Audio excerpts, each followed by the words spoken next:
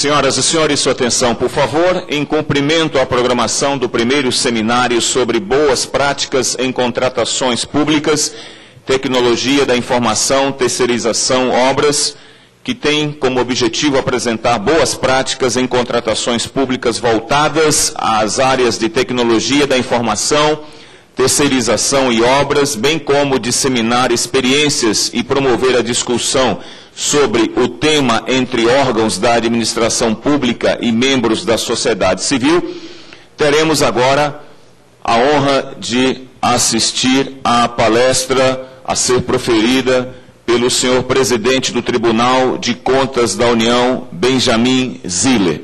Nós gostaríamos, antes, de informar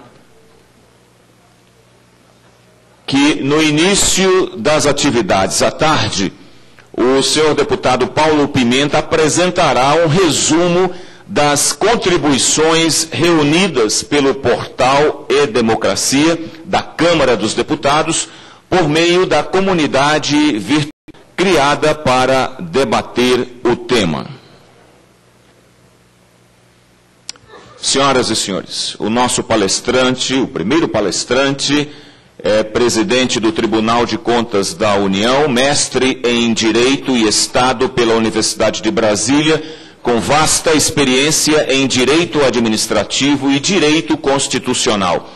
Ministrou cursos na Escola da Magistratura do Distrito Federal e Territórios, Escola da Magistratura do Trabalho, Escola Superior do Ministério Público do Distrito Federal e Territórios, Instituto Superior de Brasília, IESB, Centro Universitário de Brasília, UniCeub, Instituto Cerzedelo Correia, entre outros. É autor das obras Direito Administrativo e Controle, o controle externo das concessões de serviços públicos e das parcerias público-privadas, Direito Administrativas e Política Direito, uma visão autopoética.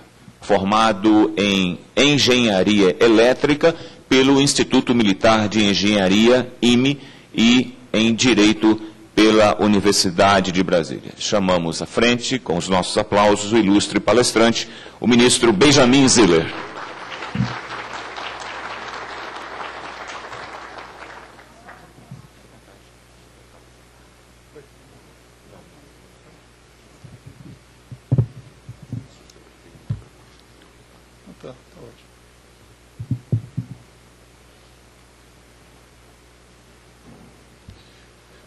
Bom dia a todos. Eu queria dizer da honra, do prazer de comparecer aqui na Câmara dos Deputados para participar desse primeiro seminário sobre boas práticas em contratações públicas. Eu me sinto, em particular, feliz de poder explanar aos senhores alguma coisa que o Tribunal de Contas da União elaborou, vem elaborando ao longo do tempo sobre o tema terceirização.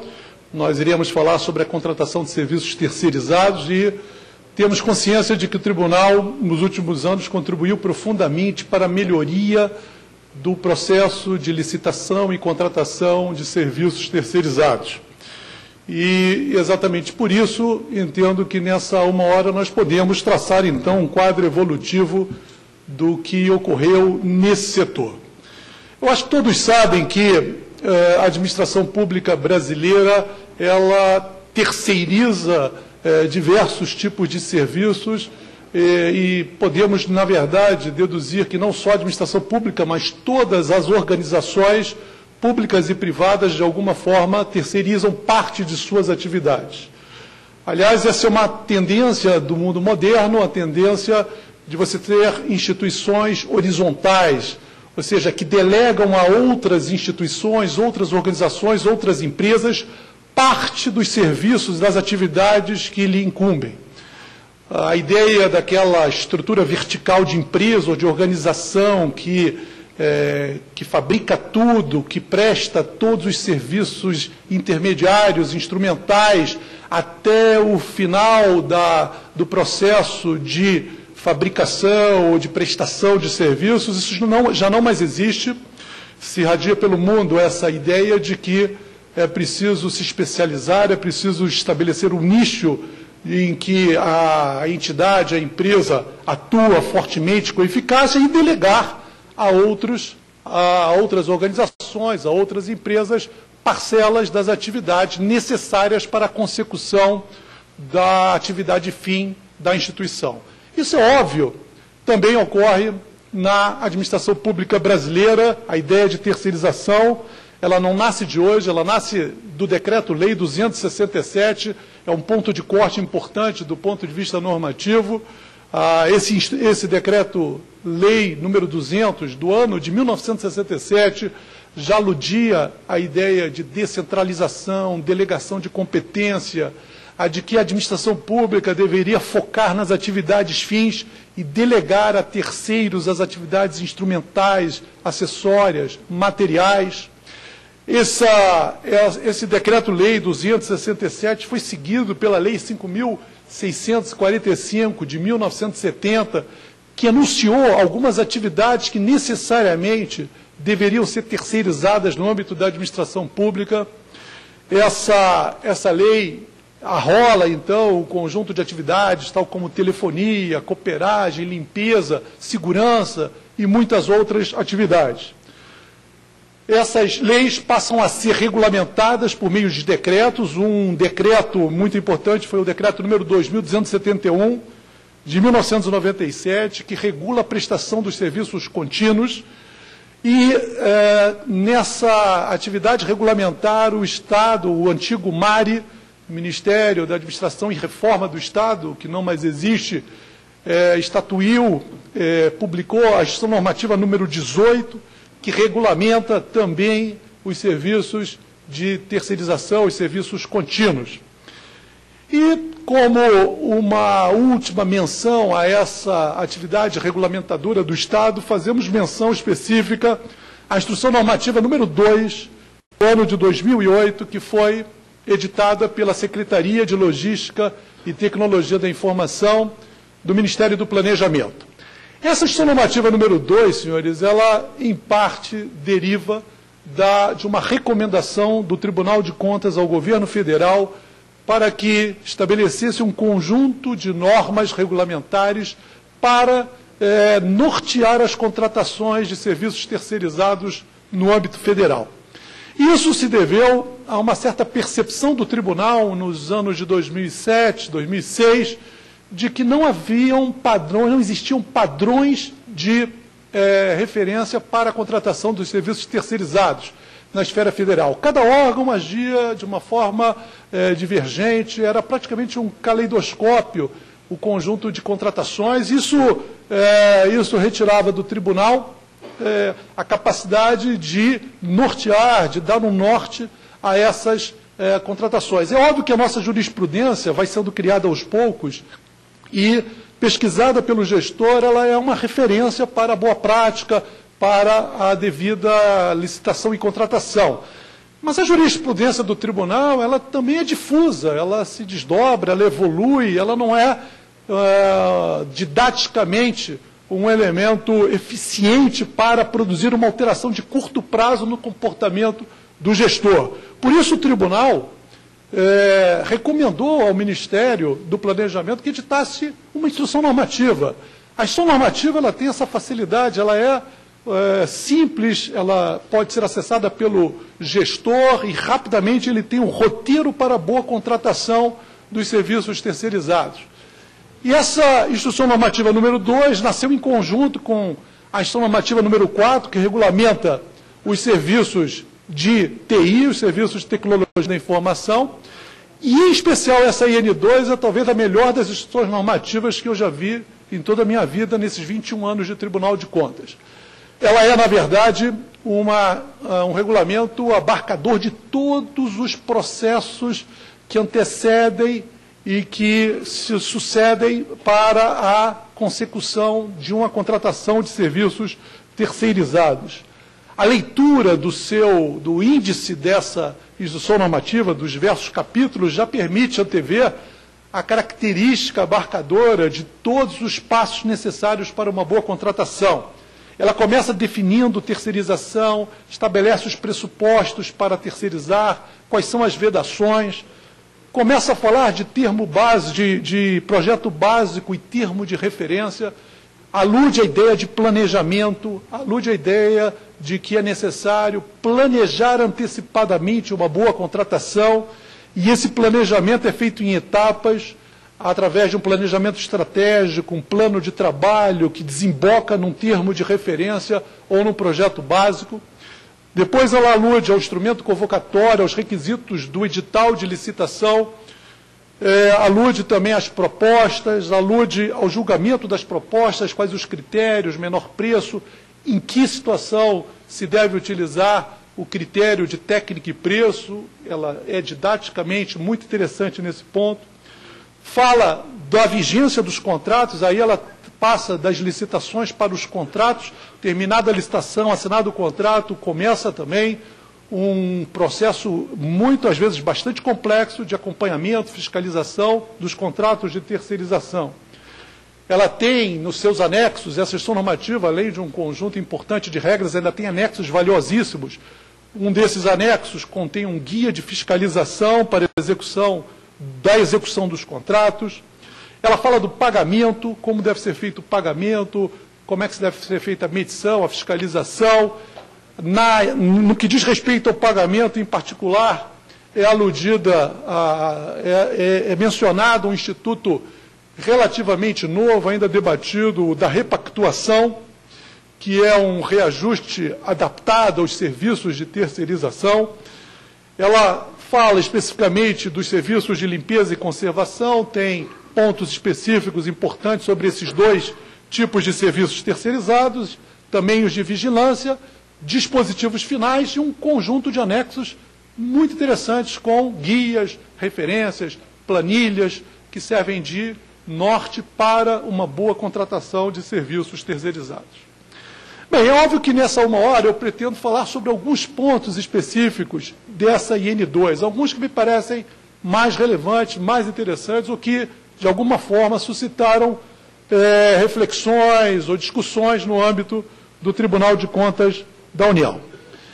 Primeiro dizer que a Lei 866, que trata das licitações e dos contratos na administração pública brasileira, ela alude aos serviços contínuos, serviços terceirizados, no artigo 57.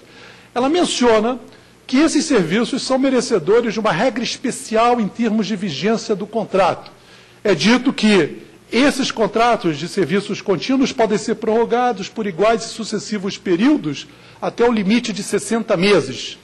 E ainda há um parágrafo nesse artigo 57 que permite, excepcionalmente, uma prorrogação de mais 12 meses de um contrato de serviços contínuos.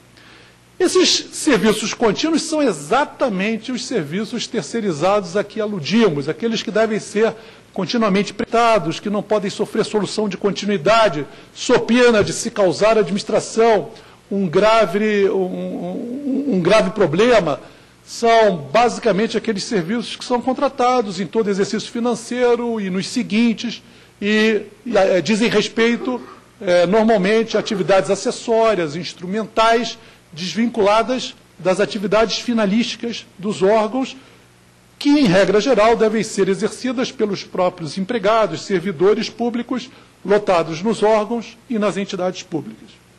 Muito bem, essa ideia da Lei 866 é uma ideia interessantíssima. Há uma percepção do legislador que seria extremamente custoso, ineficiente para a administração licitar a todo ano, novamente, serviços que são demandados continuamente pelo Estado. E é por isso que, na verdade, essa prorrogação optativa discricionária do Estado é uma espécie transversa de dispensa de licitação. Em regra, os contratos administrativos não podem ser prorrogados. A improrrogabilidade dos contratos administrativos é, obviamente, um princípio conhecido, deriva claramente da ideia dos princípios básicos da administração pública. A grande verdade é que, nesse caso, a dispensa de licitação se faz importante, razoável, justificável, pela necessidade contínua, pelo trabalho que seria imposto à administração pública e por uma percepção de que, se uma empresa de serviços contínuos já está instalada, presta um bom serviço por um preço adequado, parece razoável que ela possa continuar prestando os serviços por um prazo maior, no caso até 5 anos. A lei, ela condensa uma série de regras, de pressupostos e ações vinculados à ideia de terceirização. E eu começo a falar sobre os pressupostos. Para que se possa terceirizar na administração pública, as regras positivas são as seguintes, os pressupostos são os seguintes. Primeiro, os serviços devem ser tidos como continuados. Ou seja, caso a caso, nós teremos que analisar o grande aspecto vinculado aos serviços continuados. São exatamente serviços que não podem ser interrompidos, cuja interrupção causa grande transtorno à consecução da atividade finalística dos órgãos e das entidades. Então, será serviço continuado aquele que passe por esse checklist a impossibilidade de se ter uma solução de continuidade. Segundo o pressuposto, as atividades que podem ser terceirizadas, as atividades que podem ser delegadas às empresas, as atividades que podem ser delegadas para empresas privadas, devem ser atividades acessórias, instrumentais, complementares às atribuições legais dos órgãos ou das entidades. Então, aqui é uma regra de ouro importante de ser fixada e lembrada e conhecida por todos. As atividades finalísticas dos órgãos e das entidades não podem ser delegadas a terceiros.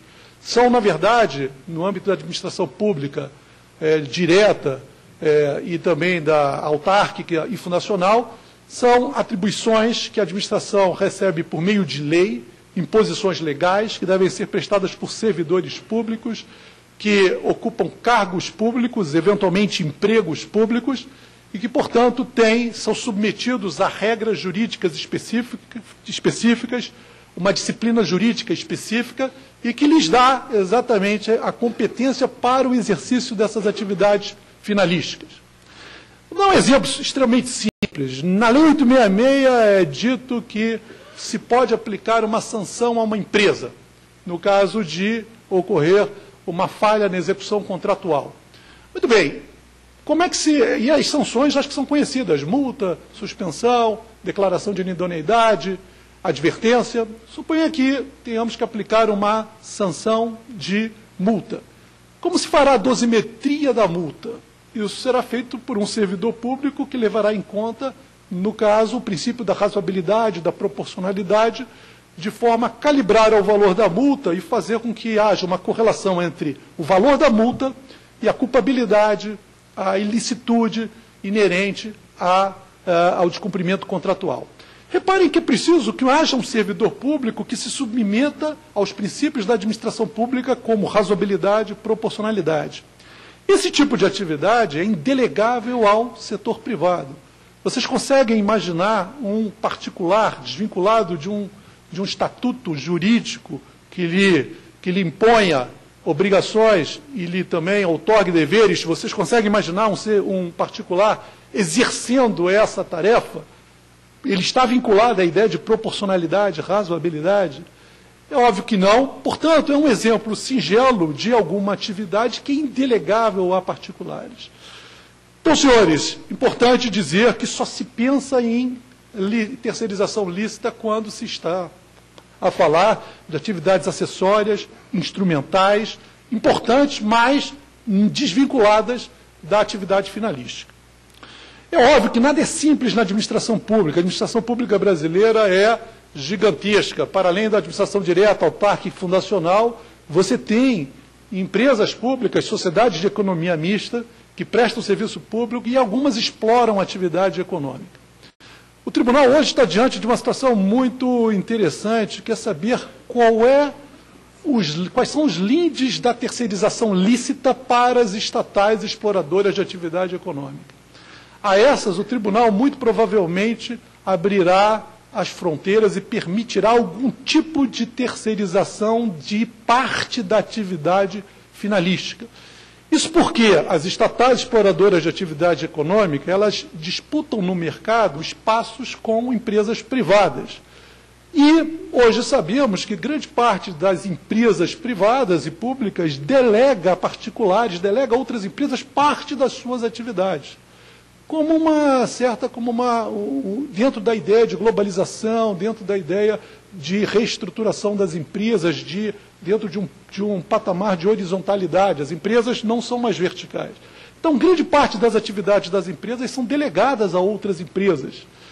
E, portanto, para algumas estatais que exploram a atividade econômica, passa a ser uma imposição natural delegar parte de suas atividades finalísticas.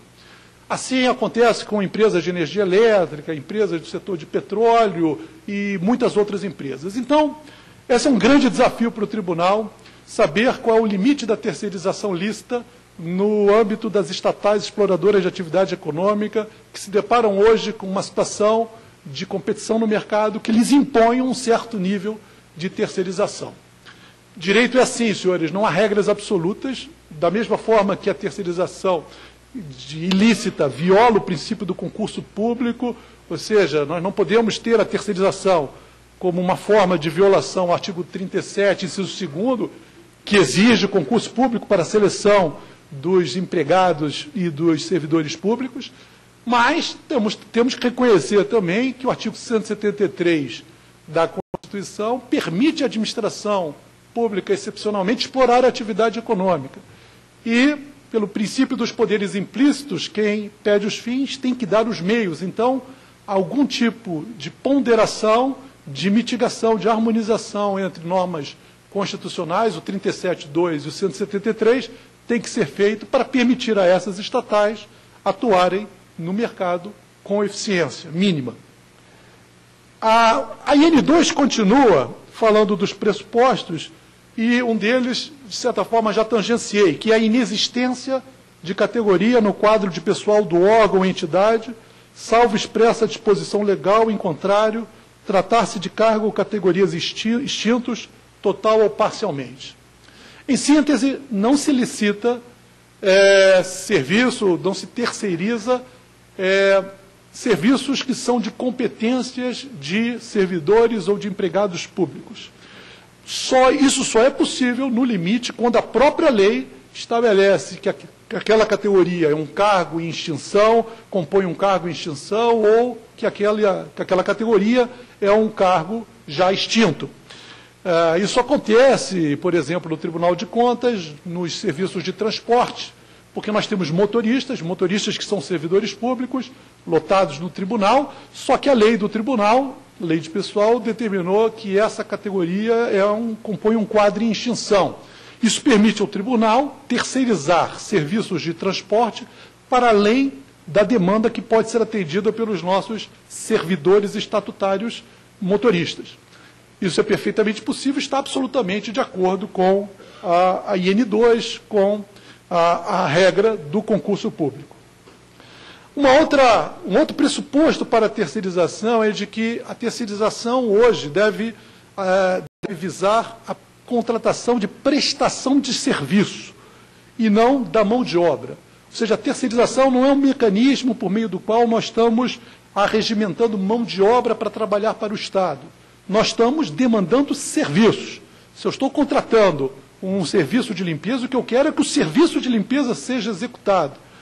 É absolutamente necessário que haja empregados da empresa trabalhando para prestar o serviço, mas o Estado quer o resultado decorrente da prestação dos serviços. Assim é com vigilância, assim é com cooperagem, com telefonia, com qualquer tipo de serviço contínuo. Admite-se apenas, excepcionalmente, que os serviços sejam contratados por postos de trabalho, por homens-horas. Em regra, deve a administração, de acordo com a IN2, estabelecer um parâmetro para mensurar os serviços prestados pela empresa. Ou seja, nós vamos contratar serviços, vamos medir os serviços e avaliar o adimplemento das obrigações contratuais por este parâmetro que avalia a prestação de serviço.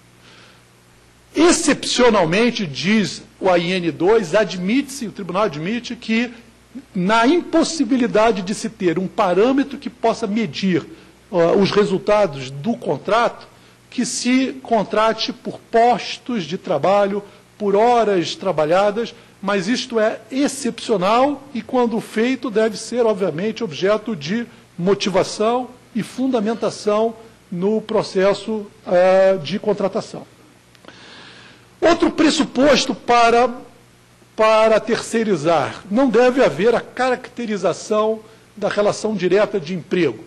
Ou seja, nós estamos contratando um serviço que será prestado ao Estado. Não estou contratando um motorista, em regra, estarei contratando um serviço de transporte.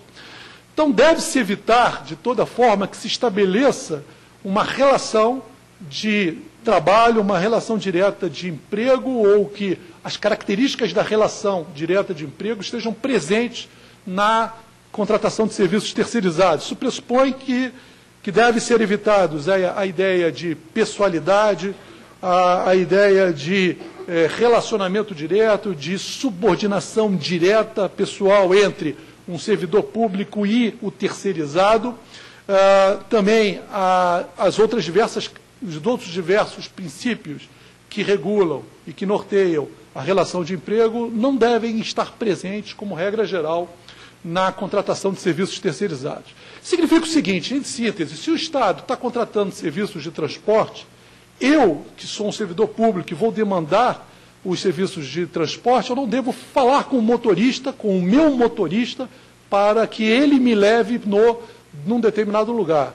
Eu devo me comunicar com um preposto da empresa, que vai eventualmente alocar o motorista para prestar o serviço de transporte demandado.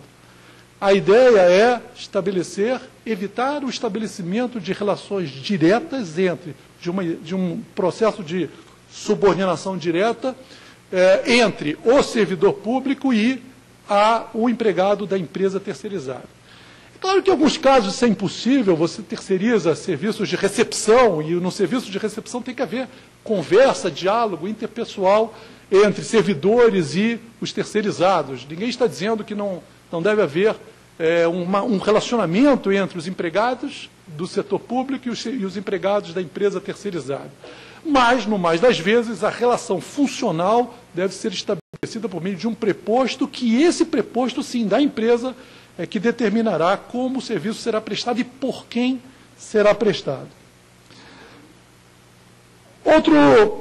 Algumas vedações importantes em relação à terceirização.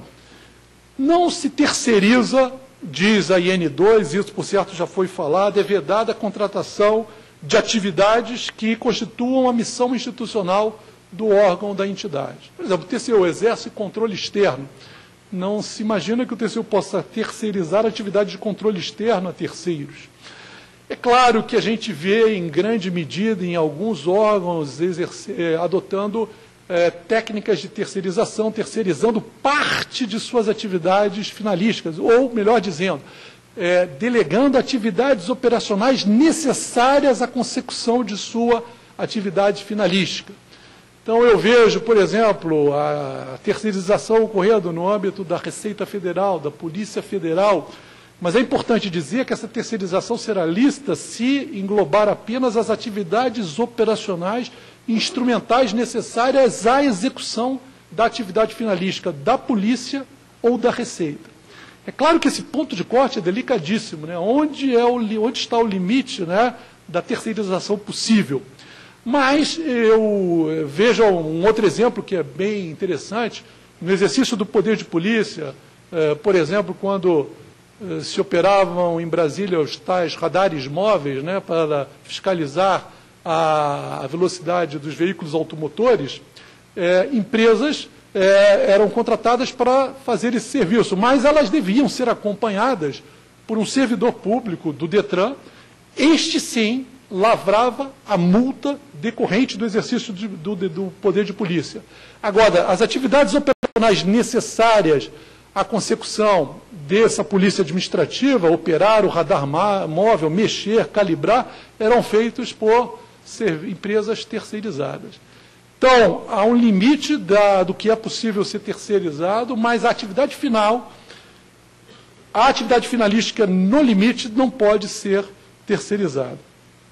Também a IN diz que não pode ser terceirizada qualquer tipo de atividade que implique limitação do exercício dos direitos individuais em benefício do interesse público. Está falando exatamente da polícia administrativa, do exercício do poder de polícia. Também não pode ser terceirizada a aplicação de multas, porque a aplicação de multas, em regra, diz respeito à competência sancionatória do Estado, exige dosimetria, exige estar submetido ao princípio da razoabilidade, legalidade, proporcionalidade.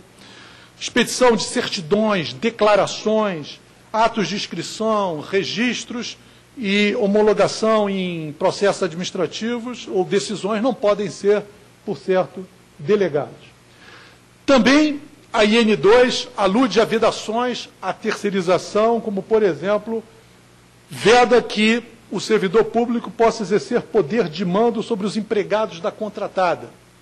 Como eu disse, geralmente, sempre que possível, o relacionamento será realizado por meio de um preposto da empresa, designado para tal. Também é vedado indicar pessoas para a contratação. Isso viola claramente o princípio da impessoalidade, da moralidade. Reparem que o Supremo Tribunal Federal tem extraído dos princípios consequências jurídicas extremamente concretas, né? As súmulas vinculantes, como a do nepotismo, que extrai do princípio da legalidade, da impessoalidade, moralidade, consequências muito concretas e, portanto, a IN2, na minha opinião, não inova, não cria norma nova, ela extrai do princípio da moralidade, da impessoalidade, consequências que me parecem razoáveis. Também veda que nas terceirizações possam haver desvio de função ou que o servidor público considere os trabalhadores das empresas terceirizadas como seus colaboradores eventuais. Isso tudo fere a ideia de que você está contratando serviços e não pessoas. A ideia é contratar serviços.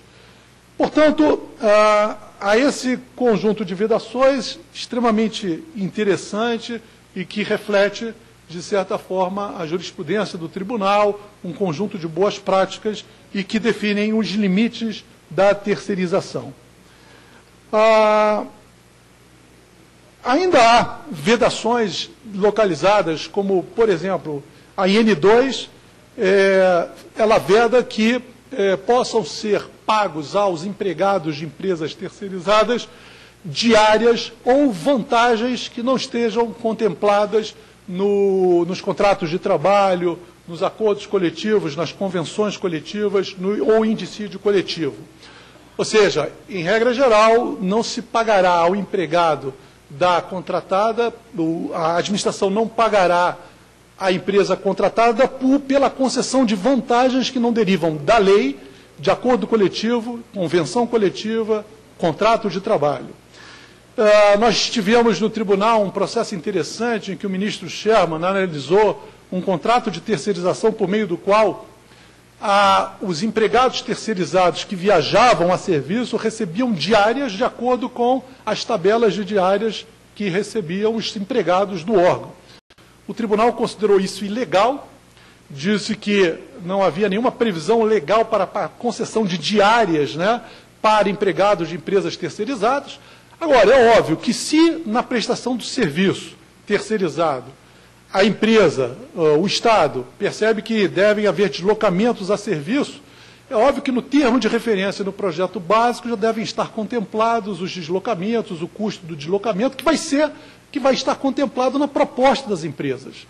Então, isso vai ser previamente percebido pela empresa e ela vai cotar, formar seu preço e isso vai compor a sua proposta de preço. Isso é plenamente possível. A contratação de cooperativas, esse é um grande problema que afligiu a União e o Tribunal de Contas há alguns anos atrás. Na verdade, se percebeu há alguns anos atrás que grande parte das licitações de terceirização estavam sendo vencidas por cooperativas de mão de obra. E as razões dessas vitórias sucessivas são muito simples. As cooperativas de mão de obra, elas detêm privilégios, prerrogativas que empresas normalmente não têm. Elas não incorrem em determinados custos que as empresas incorrem. Custos de natureza trabalhista, custos de natureza fiscal. Portanto, numa licitação, realmente essas cooperativas entravam em grande vantagem e eram normalmente vencedoras. O problema é que grande parte dessas cooperativas não se constituíam cooperativas estrito sensu. Elas eram, na verdade, empresas travestidas de cooperativas que buscavam essa forma jurídica para lograr vantagem na competição licitatória. Em regra, ou no mais das vezes, lamentavelmente, esses contratos com cooperativas eram rescindidos, essas cooperativas não terminavam a execução dos contratos de trabalho, os cooperados buscavam a Justiça do Trabalho para buscar a caracterização da relação contratual de emprego, e, em regra, tinham sucesso na Justiça do Trabalho, que reconhecia que havia uma relação contratual de emprego.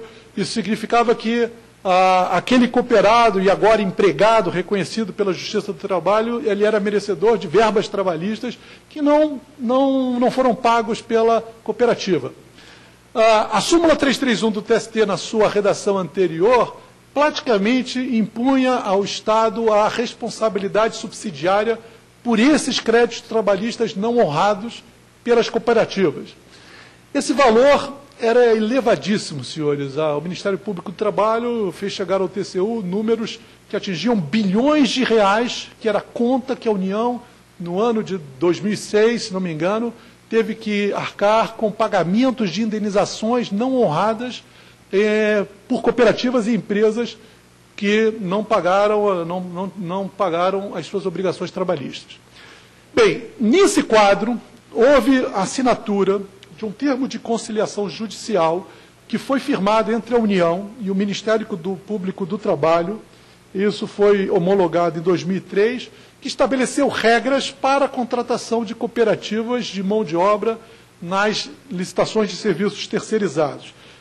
Esse termo de conciliação, em suma, dizia que não era possível a participação de empresas, de cooperativas, em licitações cujo objeto demandava uma execução em estado de subordinação, quer em relação ao tomador, o Estado, ou em relação ao fornecedor de serviços, a própria cooperativa. Ou seja, se o Estado percebesse que o objeto, que o serviço contratado exigiria uma relação de subordinação entre Estado e cooperado, ou entre cooperado, entre os próprios cooperados, a conclusão é de que a cooperativa não poderia funcionar como cooperativa na prestação desse serviço. Ou seja, haveria um paradoxo entre a ideia de cooperativa e a prestação de um trabalho com necessidade de subordinação direta, com hierarquização. Ou seja, não se coaduna com a ideia de cooperativa a existência de um chefe e de subalternos que se submetem à vontade do chefe. Bem, esse termo de conciliação resultou também num acórdão do tribunal, no mesmo sentido, eu fui o relator, e houve realmente, a partir de 2004, 2006, se não me engano, houve uma severa restrição à participação de cooperativas nas licitações de serviços terceirizados no âmbito federal. A grande verdade é que hoje nós estamos diante de uma situação de dúvida, porque há uma recentíssima lei, número 12.690, de 2012, que alude no artigo 10, parágrafo 2º, que a cooperativa de trabalho, diz a lei, estou lendo esse artigo da lei, não poderá ser impedida de participar de procedimentos de licitação pública que tenham por escopo os mesmos serviços, operações e atividades previstas em seu objeto social. A questão é que nós estamos diante de uma lei que, na verdade, vai de encontro a esse termo de conciliação judicial, a jurisprudência do Tribunal de Contas da União e a prática administrativa pós-2006, principalmente. Nós não temos ainda uma ideia das consequências que essa lei pode causar neste cenário. Ela pretendia, de alguma forma, revogar o artigo 442 da CLT, porque estabelece que não pode haver vínculo de emprego entre cooperativa e cooperado.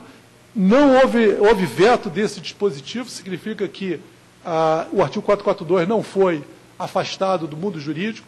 Então, há um cenário de certa imprecisão jurídica que vai exigir interpretação e, muito provavelmente, no futuro próximo, nós teremos que avaliar as consequências desse dispositivo na nossa jurisprudência, e isso também será feito no âmbito jurisdicional. Eu me eximo, no momento, de fazer alguma análise, porque isso tudo é muito novo, temos que ter o devido cuidado, e óbvio que há a questão abrange muitíssimo também a Justiça do Trabalho, e é uma competência que está numa zona de interseção do Tribunal de Contas e da Justiça do Trabalho, então é algo que precisa ser refletido adequadamente. Vejam que, no que diz respeito à súmula 331 do TST, também hoje nós temos uma posição de espera e de certo aguardo em relação às consequências dessa alteração da súmula 331. Vamos colocar a questão de uma forma mais objetiva. Grande parte da IN2 foi construída para estabelecer regras que pudessem evitar a responsabilidade subsidiária do Estado diante da inadimplência da empresa no pagamento das verbas trabalhistas dos seus empregados. Então, a IN2 tem diversos artigos, pelo menos 5 instrumentos, institutos novos criados para evitar a responsabilização subsidiária do Estado. Eu dou exemplos de alguns desses institutos novos. A IN2 exige que o pagamento do FGTS seja feito pelo Estado diretamente à conta vinculada do empregado da empresa terceirizada, glosando-se a fatura. A IN2 exige que o pagamento da empresa terceirizada aos seus empregados seja feito por depósito em conta bancária. O recibo do depósito tem que ser trazido ao Estado. Se não for trazido, o Estado já glosa a fatura da empresa e já paga diretamente ao empregado o seu salário. A IN2 determina que possam ser prestadas garantias para fazer frente a uma inadimplência da empresa no pagamento dos débitos trabalhistas. Claro que essa garantia está limitada pela 866, aquela de 5% ou 10% no máximo do valor do contrato. A IN2 determina que as férias, o 13º, a provisão de férias e 13º sejam depositados em conta específica, titularizado pela empresa terceirizada, mas que só pode ser movimentada diretamente para a conta do trabalhador e por autorização e com autorização do Estado. Senhores, todas essas técnicas e métodos, no fundo, servem para evitar a responsabilidade subsidiária do Estado. E, além disso, tentam respeitar, de certa forma, a jurisprudência do Tribunal e do STJ, dizendo que o Estado não pode reter valores a priori que sejam devidos à empresa em função de serviços já prestados. Ou seja, se uma empresa prestou um serviço, ela é merecedora do pagamento, da contraprestação pecuniária. Não há previsão na 866, senão em casos de rescisão contratual, de retenção de pagamentos para fazer frente a débitos futuros, ou a débitos existentes, inclusive devidos em decorrência da inadimplência no pagamento de obrigações trabalhistas. Se vocês perceberem, todos esses institutos, toda essa metodologia, não retém pagamentos em contas do Estado. O Estado ou paga diretamente ao trabalhador, ou deposita numa conta titularizada pela empresa, cuja movimentação é condicionada à autorização do Estado. Mas não há, do ponto de vista jurídico, a retenção de pagamentos em conta do Estado. O que há, na verdade, o que a IN2 quis, na verdade, estabelecer são formas indiretas de pagamento, formas de pagamento indireto ao trabalhador, evitando-se a retenção dos valores que é, por certo, vedado pela jurisprudência do TCU e do STJ. Muito bem, esse sistema, entretanto, é extremamente complexo, envolve a necessidade de você ter na administração pública um departamento de trabalho especializado que fique vendo quando o empregado tem direito a 13º, férias, que faça provisão, que acompanhe os pagamentos. Isso seria a replicação no Estado do departamento de pessoal da empresa terceirizada. Isso tem um custo, né? E a gente até duvida se a relação custo-benefícios é razoável nesse caso. Bem, o que a gente tem hoje é uma certa paralisia em função da alteração da súmula 331 do TST. Tudo isso foi feito para evitar que a súmula 331 incidisse e a responsabilidade subsidiária do Estado ficasse caracterizada. Agora, a súmula 331, ela alude à responsabilidade subsidiária do Estado desde que haja uma atividade, uma conduta culposa do Estado, alguma negligência importante, alguma imprudência. E nós nós fomos conversar com o presidente do TST, o nosso ministro Dall'Asen, presidente Dall'Asen, que fez uma representação ao tribunal, e perguntando exatamente isso e falando de uma novidade que foi inserida na Lei 866, que é, na fase de habilitação, a necessidade das empresas comprovarem a certidão negativa de débitos trabalhistas. Bem, isso significa que na fase de habilitação as empresas terão que apresentar essa certidão negativa. Mais que isso, durante toda a execução do contrato, artigo 55, inciso 13, as empresas deverão apresentar, quando convocadas, certidões negativas de débitos trabalhistas, porque as condições de habilitação devem ser mantidas durante toda a execução do contrato. O ministro Dall'Asen pediu que o tribunal recomendasse aos órgãos e entidades que tivessem todo cuidado com essa exigência. E nós, de certa forma, fomos além. Fizemos uma determinação genérica, ministro André Luiz, a todos os órgãos e entidades, que a cada pagamento fossem, principalmente nos serviços, na contratação de serviços terceirizados, fossem exigidos da empresa a certidão negativa de débitos trabalhistas. Não para obstar o pagamento, mas sim para verificar se é causa de rescisão ou de aplicação de sanção. Ou seja, e no fundo, mais que isso, evitar na justiça trabalhista que se aluda a uma culpa do Estado. O que se quer mostrar é que o Estado foi cuidadoso, ele tomou todos os cuidados necessários para garantir que a empresa, para verificar e fiscalizar o pagamento dos débitos trabalhistas da empresa. Na conversa com o ministro Dall'Asen, a gente tem grande esperança que, no âmbito da Justiça do Trabalho, a culpa do Estado fique afastada quando comprovado que o Estado, a todo momento, a todo pagamento, exigiu a certidão negativa de débitos trabalhistas da empresa. Fica muito difícil imaginar que se possa extrair desse cenário uma culpa do Estado, uma posição de negligência do Estado na fiscalização do cumprimento das obrigações trabalhistas pela empresa. Tudo isso no sentido de evitar a responsabilização subsidiária do Estado. Senhores, eu acho que nós estamos nos aproximando do meio-dia. Nós temos muita coisa a falar sobre a IN2, a ideia de repactuação é uma ideia muito interessante. Eu teria que ter muito mais tempo do que os poucos minutos que me restam para explicar, mas eu entendo que a IN2 e o Ministério do Planejamento basicamente atendeu à jurisprudência do tribunal, caracterizou, estabeleceu as regras da repactuação, que, na verdade, como são contratos de 5 anos, são contratos que precisam ser reajustados ao longo do tempo, seus preços precisam ser reajustados para fazer frente à variação natural dos preços, né, dos custos dos insumos que a empresa terceirizada tem. Então, há toda uma mecânica, estabelecimento de regras, datas, períodos, quais os documentos necessários. Isso tudo colocou a questão da repactuação dentro de um cenário muito mais explícito e dando segurança jurídica, tanto ao Estado quanto às empresas, que tinham enormes dúvidas acerca da figura da repactuação dos contratos de terceirização. Senhores, também podemos mencionar os anexos da IN2, que falam da planilha de formação de preços e os guias de fiscalização. São regras interessantes, que podem ser adaptadas aos casos concretos, mas são fornecem um norte, uma linha de condução para a atuação do Estado na fiscalização dos contratos de terceirização.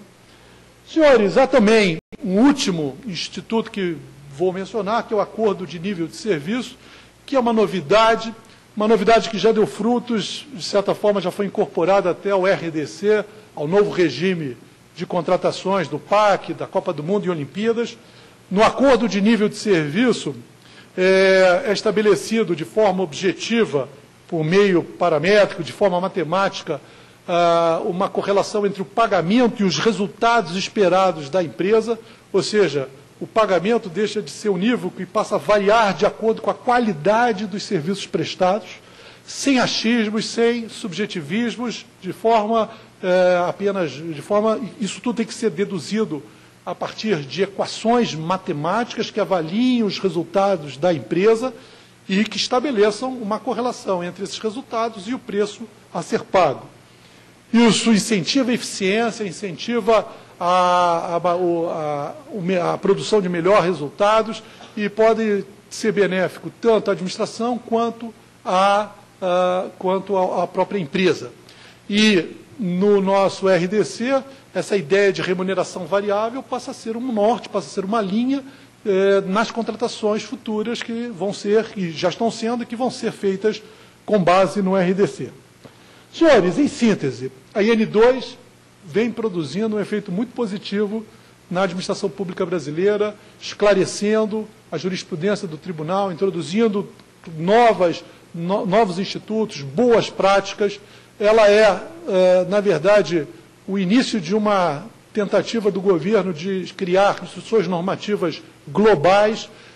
Temos outros exemplos de instruções normativas com a mesma pretensão na parte ambiental, na parte de tecnologia da informação. Diante dos espaços discricionários da lei, o poder regulamentar do Estado tem que ser exercido, não vejo nenhum tipo de problema, desde que respeite também os devidos espaços discricionários do gestor, ou seja, a regulamentação não pode ultrapassar determinado limite de prudência, ou seja, decidindo a priori aquilo que só deve ser decidido diante do caso concreto, pelo gestor que vivencia a situação real. Mas o tribunal se sente muito feliz pela produção da IN2, se sente corresponsável por isso, e, portanto, essa palestra para nós ela é feita com muita felicidade, com a ideia de que, de alguma forma, o tribunal contribuiu para a melhoria da prestação dos serviços terceirizados na esfera federal. Muito obrigado, senhores.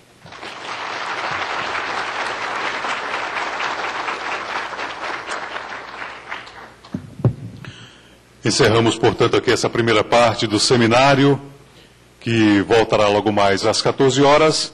É o primeiro seminário sobre boas práticas em contratações públicas, ênfase nas áreas de tecnologia, da informação, terceirização e obras, em parceria com a Secretaria Executiva da Estratégia Nacional de Combate à Corrupção e Lavagem de Dinheiro, ENCLA. A todos uma boa tarde e um bom intervalo.